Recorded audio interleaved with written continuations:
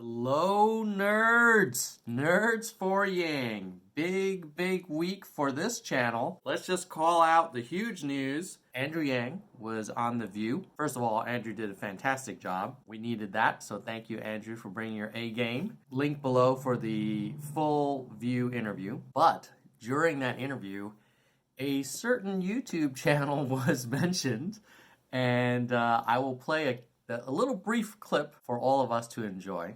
You have some very dedicated followers.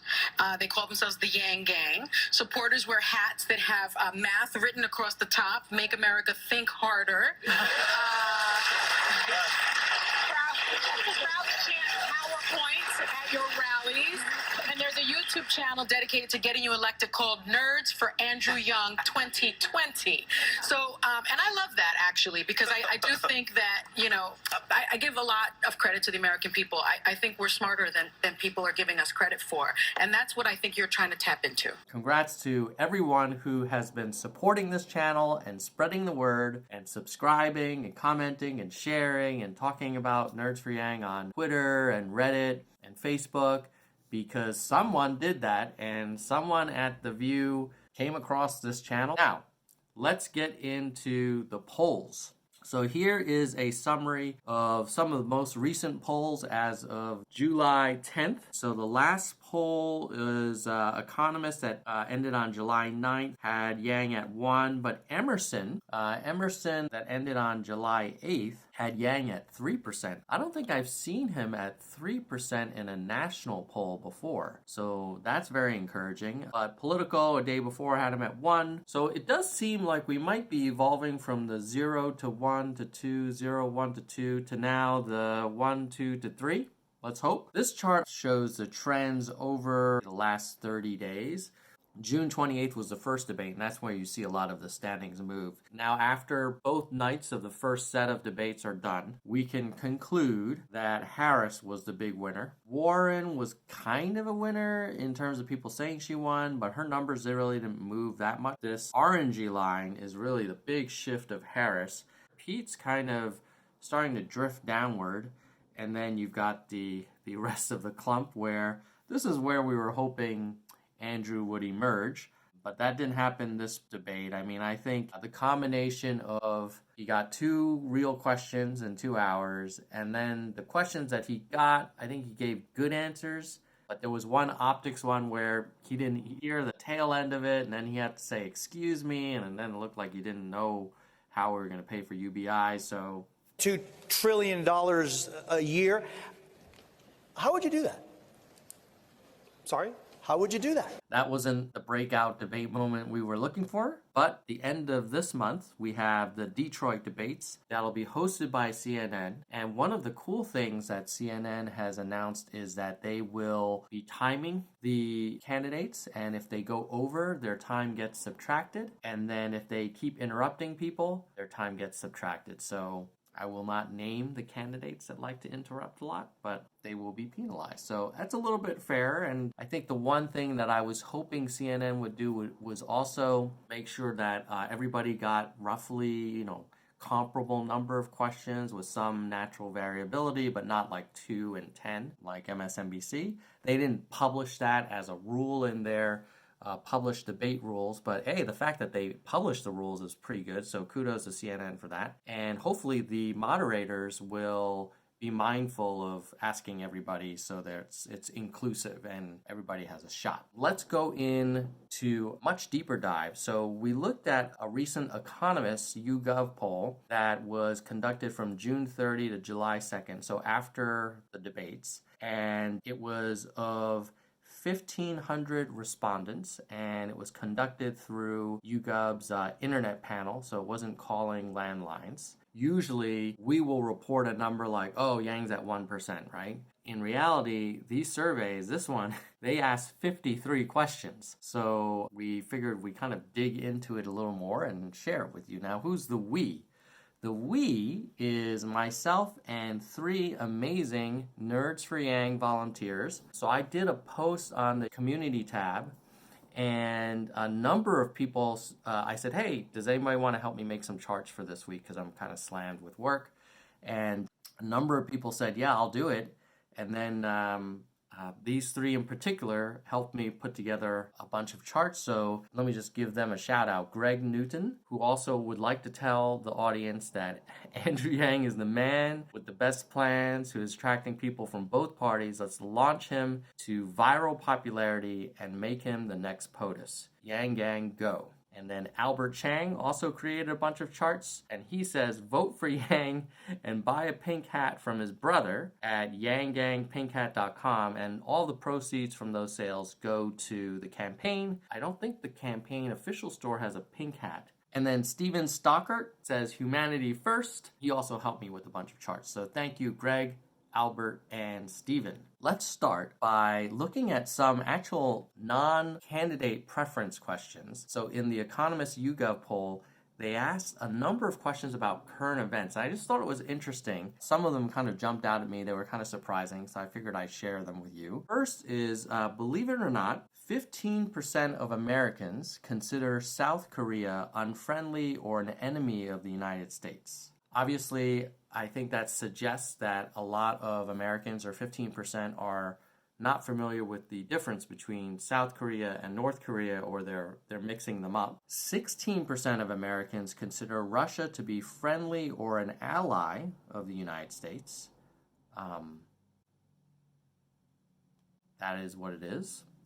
And in terms of issues that Americans are interested in for this coming election, their top ones are healthcare, economy, and education. It's great that economy is on that list because I think UBI and the Fourth Industrial Revolution play to that. Education, Yang's policies around vocational education and the unacceptable growth of higher education costs will be helpful. And then for healthcare, I think Yang's current policy is he agrees with the goals of Medicare for all, but I'm not sure if there are any really innovative Yang policies around healthcare. In some ways, you got to cut the guy some slack. He's not going to have a out-of-the-box idea for every issue we have, although he does have a lot of out-of-the-box ideas. But if healthcare is the number one issue for a lot of people, then I wonder what we as a Yang Gang can say for a prospective voter who's like, hey, I care a lot about healthcare, what's Yang gonna do? And I don't know if us saying, well, he's for the goals of Medicare for all, we may have to have a tighter message for why Yang will be better on healthcare. Or maybe we say, well, look, he's on the same page with the rest of them, let's talk about the economy. Now here's a really interesting chart around favorable and unfavorable opinions. It's 11:30. Yes, it's getting late, as you can tell. Here's a chart about favorable and unfavorable opinions of each candidate.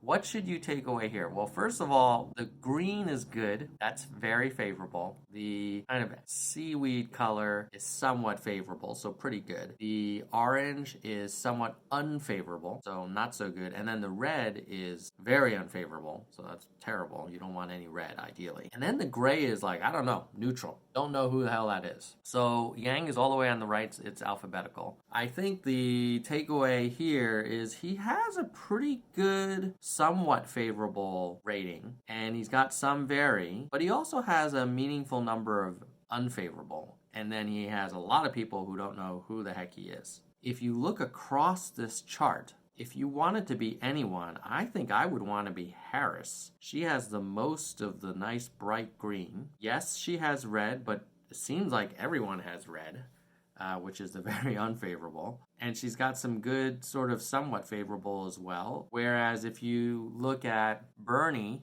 he has less green than Harris and more red. That's not a good place to be. So the Harris campaign is probably feeling pretty good. And if you compare Biden to Harris, he has less green, similar amount of red, but he has very little don't know. So it could be that Biden is where he is, whereas Harris has more gray. So she's got a lot of people who still aren't familiar with her. And if she can convert them into green, then she's going to really break away. And then who's the other favorite of ours? Let's look at Warren. She's strong. Warren has similar green to Harris. She has a little bit more red. I would say the TLDR from this is watch out for Harris. She's looking pretty strong. That debate did her good. That's probably what her supporters were hoping for, and hats off. I was surprised because I personally felt that some of Harris's stuff, Americans don't want a food fight, they want food on the table, and the focus on Biden's voting on busing, I don't know, I felt like that was very, very planned, and it worked for her. So there you go.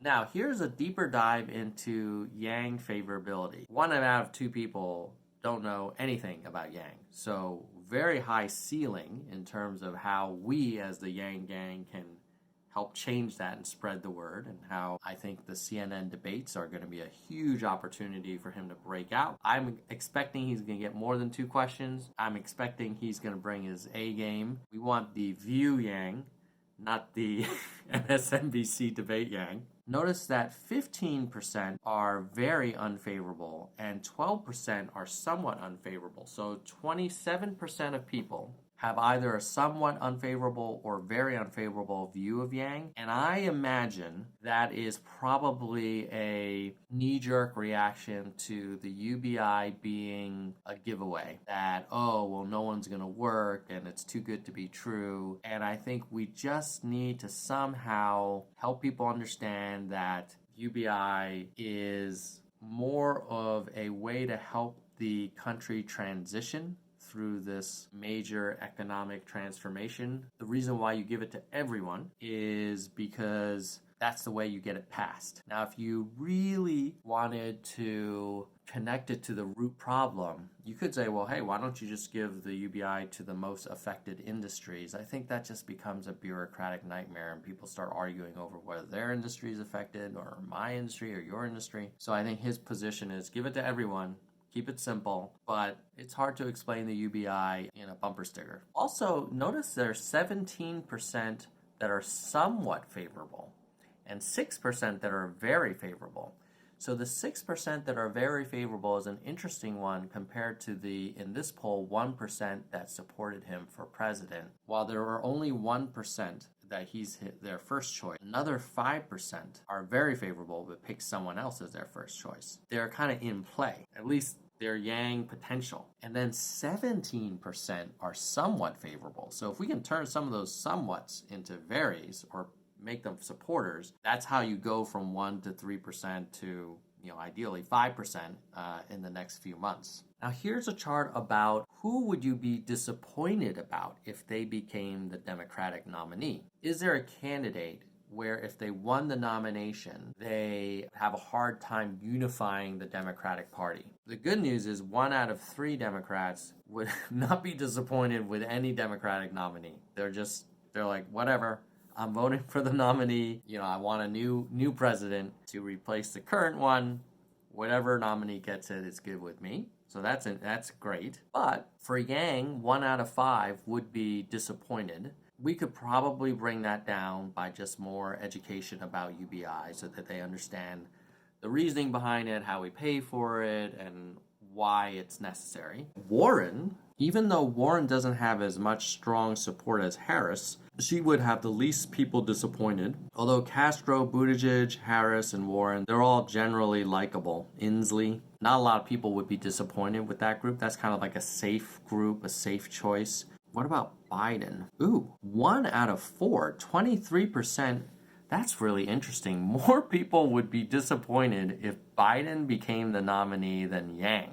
Probably represent the most progressive parts of the party who are looking for big change. And that's not where Biden is. Biden's probably more of a center-left candidate. A lot of people are not fans of Williamson. Yeah, Williamson, I think, didn't come across super presidential at the MSNBC debate, but I don't think that was her goal. I think she was being Williamson, and she's got a different perspective, and I guess 32% of Democrats don't feel that that's the style they want in the White House. In summary, number 1, So cool that we were on The View. But number 2, the American people have really interesting opinions about South Korea, Russia, and healthcare, economy, and education are their top issues. Harris is looking strong on favorability versus unfavorability. Yang, mainly his biggest opportunity is that no one's still heard of him. 51% still don't know. This is even after the first debates. And Biden is kind of hitting a ceiling because everybody already knows about him and they've kind of made up their mind whether they like him or not. But if I had to be any candidate, I would want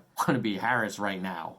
Next one for Yang favorability, the fact that you've got 23% either favorable, somewhat favorable, or very favorable is actually pretty encouraging because that's a very rich opportunity to convert them into actual supporters and make him their first choice. Next, in terms of people that would be disappointed, I think I was most surprised by seeing how many people would be disappointed if Joe Biden got the nomination. That doesn't bode well for Biden. Doesn't mean he's not going to get the nomination, but means he needs to convince 1 out of every 4 Democrats that they should not be disappointed.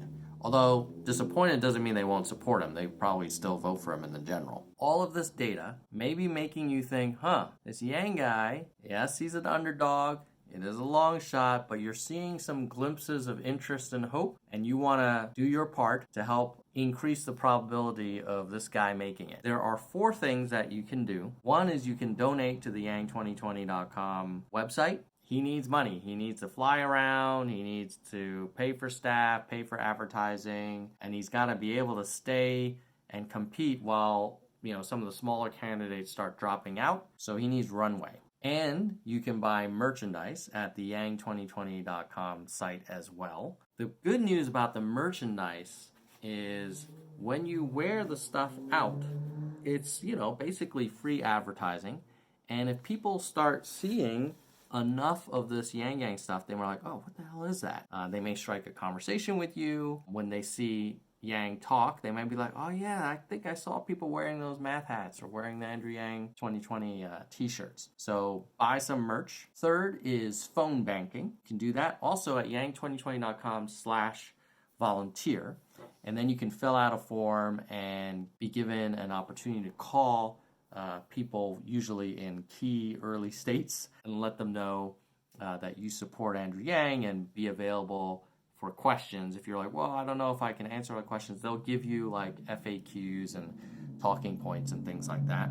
And then the 4th thing is just whenever you can, like once a day, I always try to mention to someone that, either at the coffee break or at lunchtime or if I'm catching up with an old friend on the phone, I'll mention Andrew Yang to them. And if everybody does that every day, it'll start growing. Those are the 4 things that you can do to support the campaign. I strongly encourage you to do that if you think we're ready for a different kind of leadership that's more data-driven, logical, and rational. Hope this was useful. I will see you guys next week. In the meantime, nerd power.